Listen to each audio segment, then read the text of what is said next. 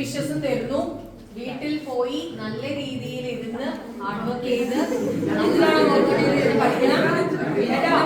എല്ലാവർക്കും എല്ലാ ടീച്ചേഴ്സിന്റെയും ബ്ലെസ്സിങ്സ് കൂടെ തന്നെയുണ്ട്. ഞങ്ങൾ നേരുന്നു കേട്ടോ.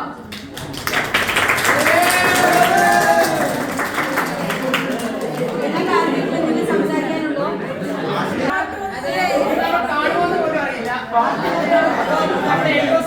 പാട്ട് പാടുന്നതാണ്.